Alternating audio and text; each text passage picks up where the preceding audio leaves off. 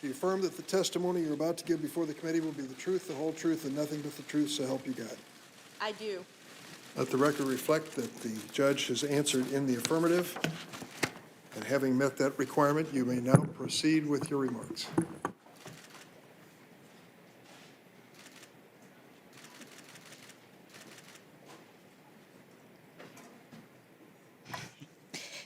Chairman Durbin, Ranking Member Grassley, and distinguished members of the Judiciary Committee, thank you for convening this hearing and for considering my nomination as Associate Justice of the Supreme Court of the United States. I am humbled and honored to be here. And I am also truly grateful for the generous introductions that my former judicial colleague, Judge Tom Griffith, and my close friend, Professor Lisa Fairfax, have so graciously provided.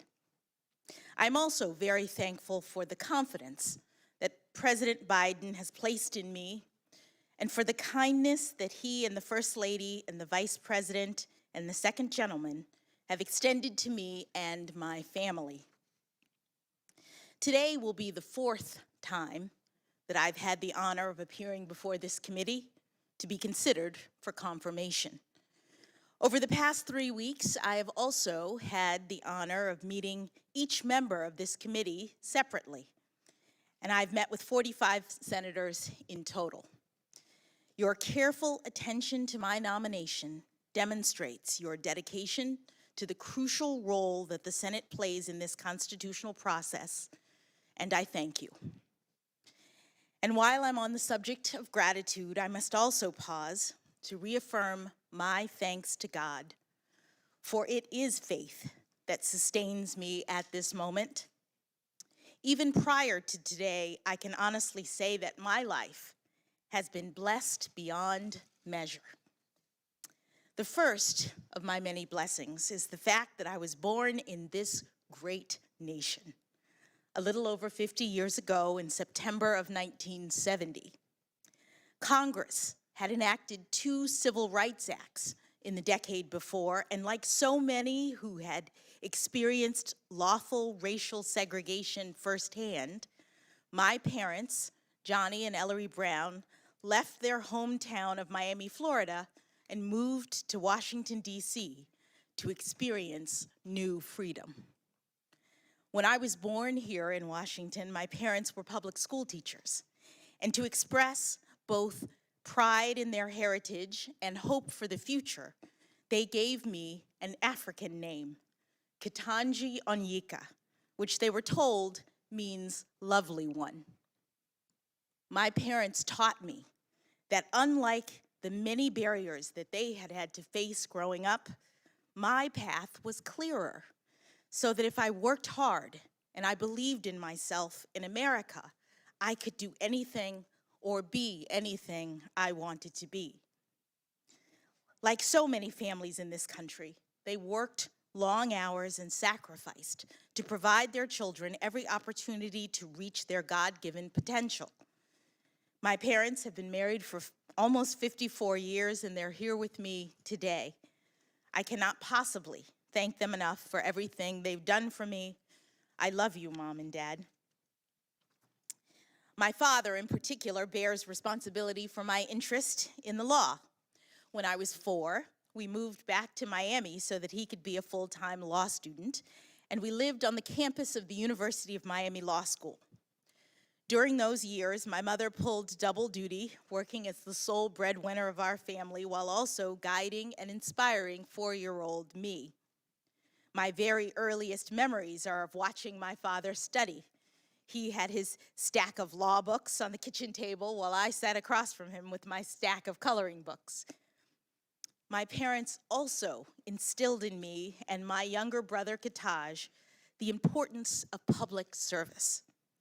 After graduating from Howard University, Ketanji started out as a police officer, following 2 of our uncles.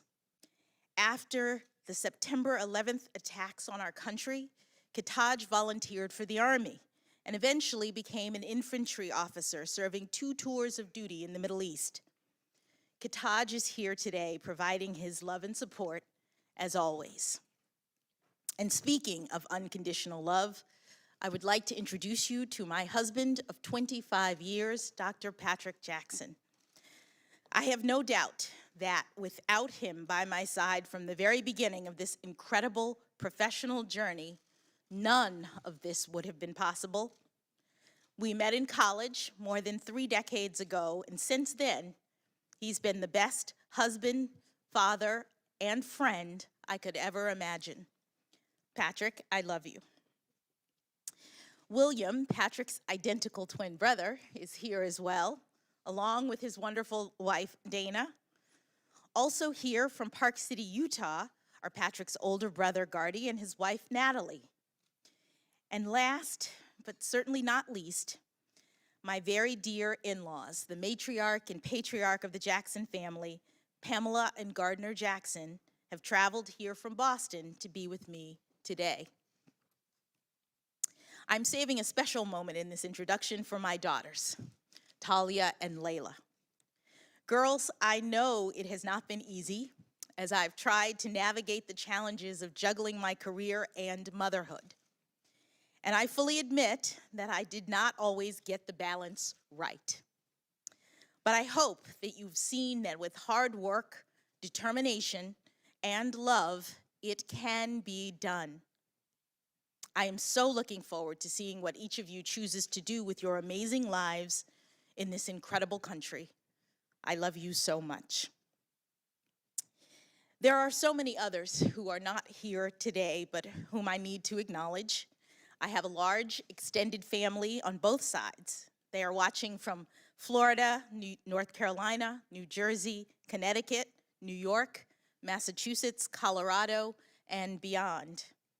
I also have incredible friends. 3 of my college roommates came here today to support me, and I have so many other boosters from Miami Palmetto Senior High School, Harvard undergrad, Harvard Law School, and all throughout my personal and professional life. I've also had extraordinary mentors, like my high school debate coach, Fran Berger, may she rest in peace. She invested fully in me, including taking me to Harvard, the first I'd ever really thought of it, to enter a speech competition. Mrs. Berger believed in me, and in turn, I believed in myself. In the category of great mentors, it was also my great good fortune to have had the chance to clerk for 3 brilliant jurists, U.S.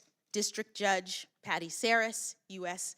Court of Appeals Judge Bruce Selya, and Supreme Court Justice Stephen Breyer. These extraordinary people were exceptional role models.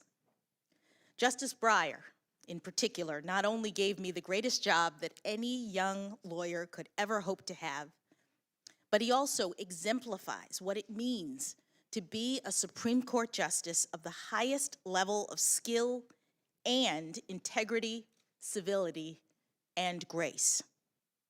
It is extremely humbling to be considered for Justice Breyer's seat, and I know that I could never fill his shoes. But if confirmed, I would hope to carry on his spirit.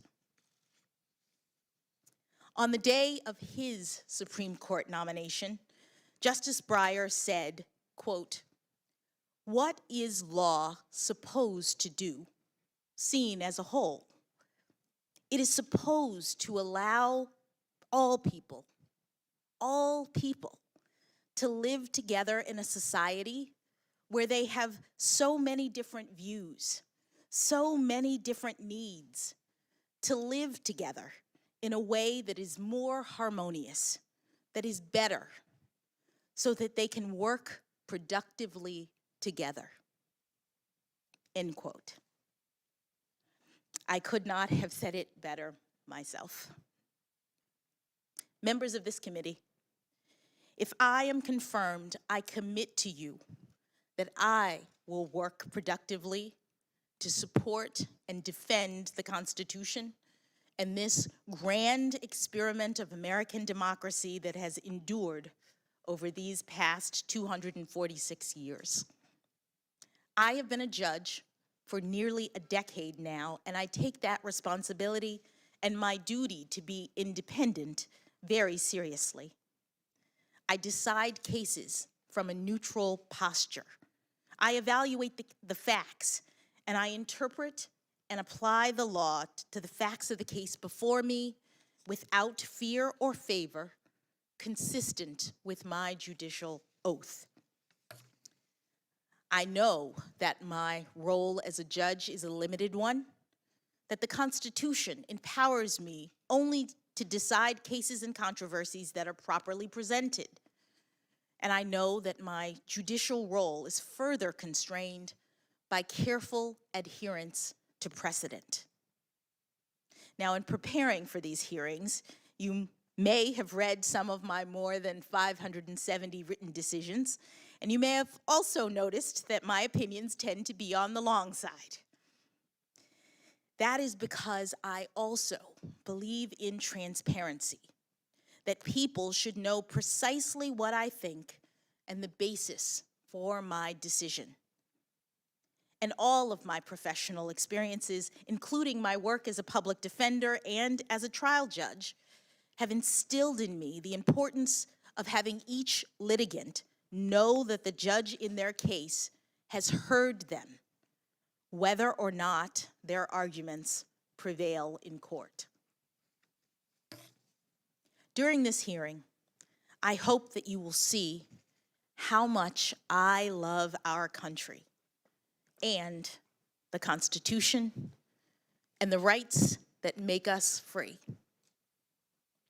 I stand on the shoulders of so many who have come before me, including Judge Constance Baker Motley, who was the first African-American woman to be appointed to the federal bench and with whom I share a birthday. And like Judge Motley, I have dedicated my career to ensuring that the words engraved on the front of the Supreme Court building, "Equal justice under law," are a reality and not just an ideal. Thank you for this historic chance to join the highest court, to work with brilliant colleagues, to inspire future generations, and to ensure liberty and justice for all.